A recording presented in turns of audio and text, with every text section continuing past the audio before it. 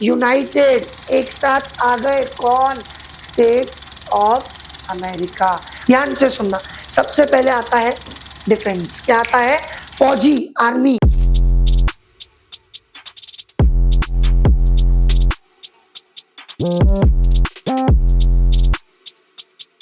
Calibres नोवा यहाँ से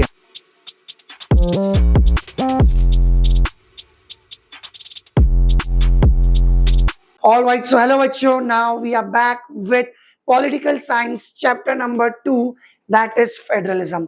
पिछली बार हमने पढ़ा था फेडरलिज्म क्या होता है। फेडरलिज्म में होती है 2 लेवल्स ऑफ गवर्नमेंट। यहाँ प्रोफेशनल डेफिनेशन था when the power is divided between central authority and its constituencies। छोटी छोटी चीटुक बिटुक कॉन्स्टिट्यूएंसीज हमने पढ़ा था, राइट। उसके बाद हमने 7 बेसिक फीचर्स ऑफ फेडरलिज्म पढ़े थे, अगर आपको याद होंगे, जिसमें फर्स्ट फीचर था there are 2 levels of government. Second feature था हर लेवल का अपना एक अलग जुरिस्डिक्शन है।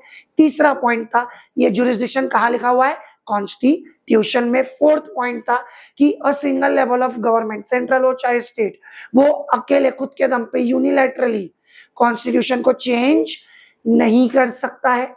इसके अलावा हमने देखा था whenever there is a dispute between central and state government, supreme court will take the decision. फिर हमने छठवां पॉइंट देखा था फाइनेंशियल ऑटोनॉमी, दोनों ही लेवल्स में अलग अलग है, यानी दोनों का सोर्स ऑफ रेवेन्यू अलग है। सातवां हमने उसके 2 ऑब्जेक्टिव पढ़े थे। फर्स्ट ऑब्जेक्टिव था फेडरलिज्म का टू प्रमोट यूनिटी, और दूसरा ऑब्जेक्टिव जो फेडरलिज्म का था वो था टू एकोमोडेट, साथ में लाना रीजनल डाइवर्सिटी, अलग अलग रीजन के लोगों को साथ में अकोमोडेट, एक ही देश की ज्योग्राफिकल बाउंड्रीज के अंदर लाना। ये फेडरलिज्म के बारे में हम ऑलरेडी पढ़ चुके थे पिछले वीडियो में। अब सेकेंड वीडियो में हम पढ़ने वाले हैं टाइप्स, जी हाँ, 2 टाइप्स ऑफ फेडरेशन के बारे में। Now if I tell you कि सेंट्रल गवर्नमेंट ज्यादा पावरफुल है या स्टेट, आप में से बहुत लोगों के आंसर होगा कि सर सेंट्रल पावरफुल है ना। Answer is yes and even no. कौन सी government, which level of government कितनी ज्यादा पावरफुल है, ये डिपेंड करता है on history of its formation, कि वो फेडरेशन, वो फेडरलिज्म, वो फेडरेशन बना कैसे था। So on the basis of formation of federation, the federations are classified into 2 types, 2 प्रकार। the very first is coming together, साथ आ जाओ। दूसरा है holding together, भैया मेरे को लेके चलो। फर्क होता है, कमिंग टुगेदर सब साथ आ रहे हैं, होल्डिंग टुगेदर हमारे मम्मी पापा जैसे हमको लेकर चल रहे हैं to meet our financial needs. IPhone ले दो, प्रोमैक्स ले दो, ये ले दो, रोलेक्स ले दो। सो हम मम्मी पापा को कहते हैं होल्डिंग टुगेदर। डीपली समझाता हूं तो आप लोग को ज्यादा क्लियर होगा। फेडरेशन 2 प्रकार के होते हैं, जिसमें हम लोग फर्स्ट डिस्कस करने जा रहे हैं coming together. Coming together federation में ये होता है कि many of the independent states they come together। जी हाँ, बहुत सी इंडिपेंडेंट स्टेट्स एक साथ आ जाती है to form one single nation. इसे कहा जाता है कमिंग टुगेदर। सर इसकी खास बात क्या होती है? अब देखो, स्टेट्स पावरफुल थी इसीलिए वो साथ में आ गई। सो इस कमिंग टुगेदर फेडरेशन में सेंट्रल एंड स्टेट दोनों ही level of government equally powerful होते हैं।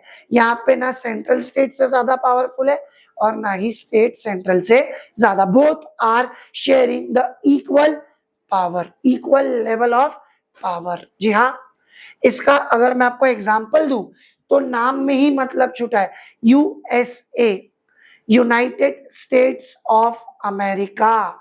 नाम समझो, यूनाइटेड एक साथ आ गए कौन? States of America. अमेरिका के कुछ स्टेट्स थे इंडिपेंडेंट, वो साथ आ गए और उन्होंने वन इंडिपेंडेंट नेशन बनाया, that is USA, United states of America. इसके अलावा दोस्तों स्विट्जरलैंड और ऑस्ट्रेलिया भी इसी के एग्जाम्पल है। नेक्स्ट मैं आपको लेकर चलता हूं होल्डिंग टुगेदर, साथ लेकर चलना। What is holding together federation? In a large country, the power is divided. Khach, khach, khach. The power is divided between the central authority and various state constituent units. समझना ध्यान से, holding together federation में क्या होता है, जो power होता है देश का वो दो टुकड़ों में बांट दिया जाता है। टॉप और ज्यादा वाला टुकड़ा, बड़ा वाला, ज्यादा पावरफुल वाला दिया जाता है central authority, that is central government को, और बाकी दिया जाता है स्टेट को। ठीक है, अब आपने देखा कि होल्डिंग टुगेदर में पावर बट रहा है central as well as state को, लेकिन यहाँ पे क्योंकि बड़ा और पावरफुल टुकड़ा सेंट्रल को मिला है तो सेंट्रल पप्पा है और स्टेट छोटा बेटा है। ठीक है, तो ऑब्वियस सी बात है, पप्पा ज्यादा पावरफुल है कि बेटा? आंसर है पप्पा ज्यादा पावरफुल है। इसलिए मैं बोलूंगा कि अगर आपका होल्डिंग टुगेदर फेडरेशन है सो उस केस में central government is more powerful as compared to state. इसके जो बेस्ट एग्जांपल्स है वो है इंडिया, स्पेन और बेल्जियम। हमारा इंडिया जो है होल्डिंग टुगेदर फेडरेशन है, इसलिए हमारे यहाँ लोकसभा, सेंट्रल गवर्नमेंट, बीजेपी ज्यादा पावरफुल है। इसके अलावा इस बार की फीफा वर्ल्ड कप की विनर यानी कि स्पेन भी एक होल्डिंग टुगेदर फेडरेशन का ही पार्ट है। सो आई होप आपको two types of federation on the history of its formation clear है। पहला है कमिंग टुगेदर, जहां इंडिपेंडेंट स्टेट साथ में आके एक नेशन बनाते हैं और स्टेट और सेंट्रल दोनों का पावर सेम। उसके अलावा दूसरा है होल्डिंग टुगेदर, जहां पावर बांट दिया जाता है खच खच खच बिटवीन सेंट्रल एंड स्टेट, लेकिन पप्पा कौन है? सेंट्रल। तो ज्यादा पावरफुल कौन है? Central as compared to state. उसके बाद अब एक चीज यार मुझे बहुत कंफ्यूज करती है, सर क्या, सर सेंट्रल गवर्नमेंट कौन से डिसीजन लेगी, स्टेट गवर्नमेंट कौन से डिसीजन लेगी? ये एक बहुत बड़ा क्वेश्चन होता है। मान के चलो टेक्नोलॉजी एग्जांपल लूं मैं, आजकल एआई का जमाना है, सो हो सकता है सेंट्रल गवर्नमेंट घुस जाए कि मैं डिसीजन लूंगी, स्टेट घुस जाए मैं लूंगी। सर आपने तो पढ़ाया था कि अगर दोनों का कॉन्फ्लिक्ट होता है so Supreme court will take the decision. अरे बेटा, सुप्रीम कोर्ट क्या यही काम करते बैठेगा, बार बार इनके झगड़े सुलझाएगा क्या? नहीं, ये झगड़े होने वाले थे, ये हमारी कॉन्स्टिट्यूएंट असेंबली को पता चल चुका था, इसीलिए उन्होंने ये चीज कॉन्स्टिट्यूशन में ऑलरेडी क्लियर कर दी थी 3 लिस्टों को बनाकर। जी हाँ, 3 लिस्ट बनी थी, यूनियन लिस्ट, स्टेट लिस्ट और कॉनकरेंट लिस्ट। इससे पहले कि मैं उस स्लाइड को लाऊं, एक चीज सुनना, सेंट्रल गवर्नमेंट को प्यार से उसके पिताजी क्या कहते हैं? Union government. स्टेट गवर्नमेंट को प्यार से उसकी मम्मी क्या कहती है? Regional government. तो यूनियन लिस्ट मतलब सेंट्रल गवर्नमेंट की लिस्ट, स्टेट लिस्ट मतलब स्टेट गवर्नमेंट की लिस्ट। Let's go. सो ये 3 टाइप्स ऑफ लिस्ट है। ये 10th सीबीएसई का फेवरेट क्वेश्चन होता है जब पेपर आता है। The very first is union list. Sir union list में क्या रहेगा? तो यूनियन लिस्ट में रहेगा मैटर्स ऑफ नेशनल इंपॉर्टेंस, ऐसे मैटर्स जिसकी कंट्री वाइज बहुत बहुत इंपॉर्टेंस है। सो फर्स्ट पॉइंट मेरा बनता है union list includes the subject of national importance. अच्छा, लिस्ट का नाम क्या है? यूनियन। यूनियन किसे कहा जाता है? सेंट्रल गवर्नमेंट को। तो यूनियन लिस्ट में जो भी सब्जेक्ट्स रहेंगे उन सारे सब्जेक्ट्स पर डिसीजन कौन लेगी? Central government. स्टेट इंटरफियर नहीं करेंगी।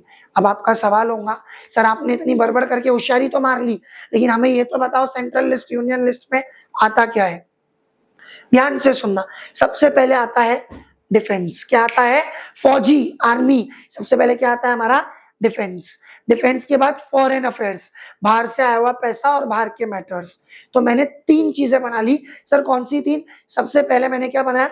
यूनियन लिस्ट में आता है डिफेंस, उसके बाद आता है फॉरेन अफेयर्स, उसके बाद बैंकिंग, करेंसी, कम्युनिकेशन। सर आपको बिना देखे कैसे याद हो गया? सिंपल सा फंडा है, बैंक, बैंक में क्या पड़े मेरे? पैसे, मतलब करेंसी, और बैंक वाले मुझे करते हैं फोन, तो बैंकिंग, करेंसी, कम्युनिकेशन। सो आपके यूनियन लिस्ट में जो सब्जेक्ट्स है, सर कौन से subjects? Defence, foreign affairs, banking, currency, communication. इन सारी चीजों के डिसीजन कौन लेगी? हमारी सेंट्रल गवर्नमेंट। सर ये सब्जेक्ट्स इस लिस्ट में क्यों लिखे गए हैं? क्योंकि दिस मैटर्स रिक्वायर, सर क्या रिक्वायर्ड है? These matters require uniformity throughout the nation.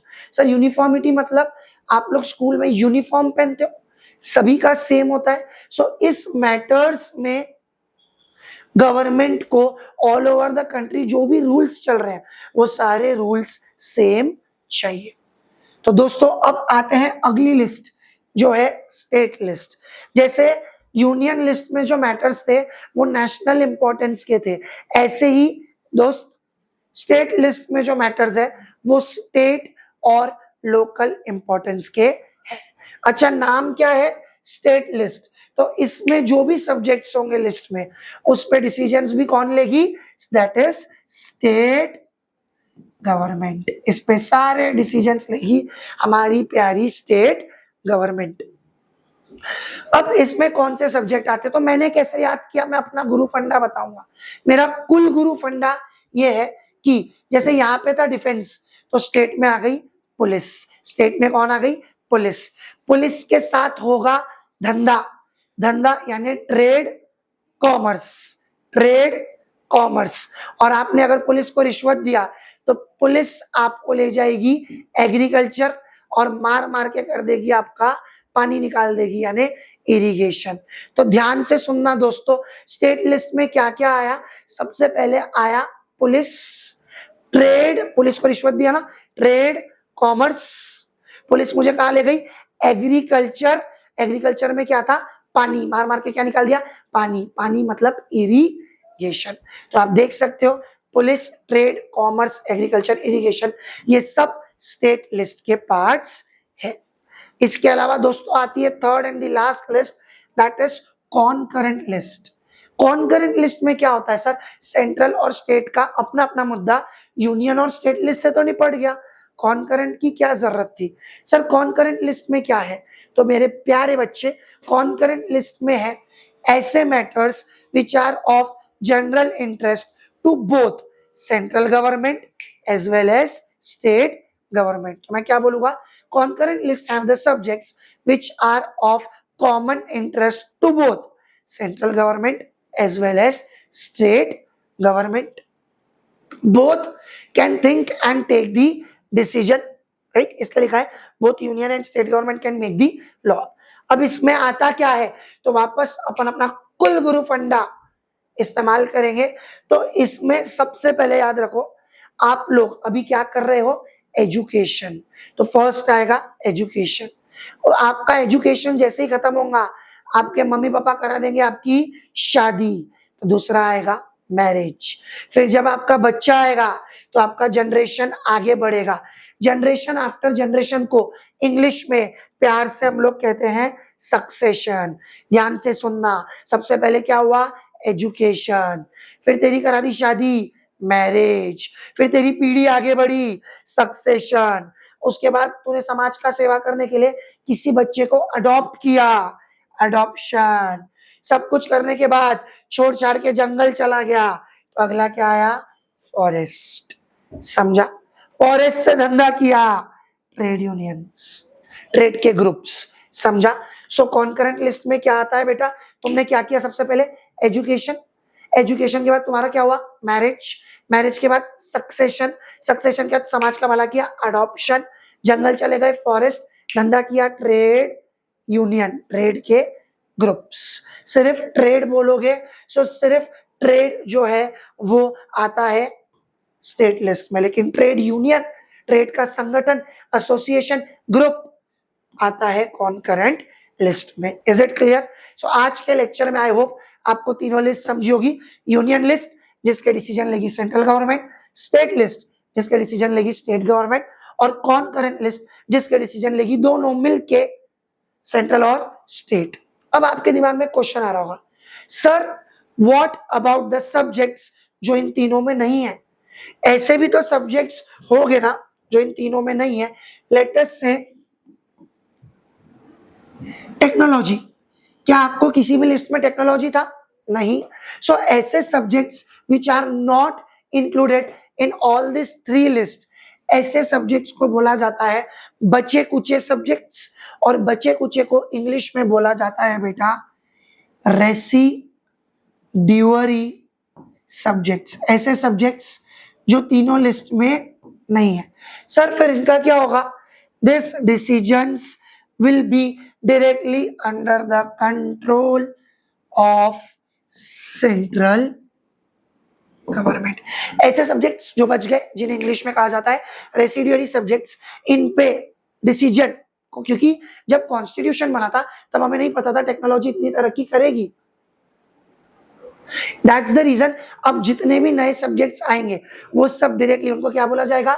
रेसिड्यूअरी subject, और डायरेक्टली किसके अंडर में आ जाएंगे? वो सेंट्रल गवर्नमेंट। एक छोटा सा डाउट दिमाग में आता है, सर यहाँ पे दोनों साथ में डिसीजन लेंगे, अगर दोनों का पंगा हो गया in the matters of education, forest, marriage, कोई भी, तो क्या होगा?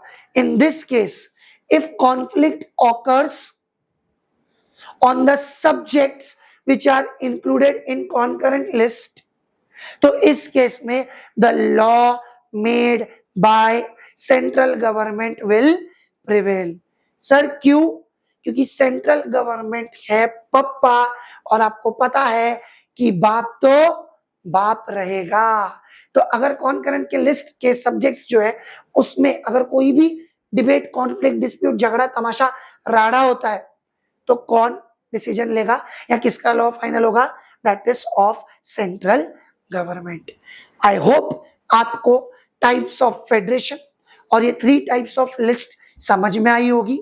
आगे how our nation was divided on the basis of linguistic states, कैसे लैंग्वेज पॉलिसी, कैसे तमिल्स ने एक वायलेंट प्रोटेस्ट किया 1965 में to protect English, how government promotes Hindi, सिर्फ 43.63 लोग इंडिया में हिंदी बोलते हैं, तमिल, तेलुगु क्या रोल चल रहा है, क्या वायलेंस हुआ, सरकार ने क्या डिसीजन लिया, ये सब कुछ हम पढ़ेंगे फेडरलिज्म के पार्ट 3 में। तब तक खुश रहिए, मुस्कुराते रहिए, और हम लोग मिलते हैं नेक्स्ट क्लास में। Thank you so much.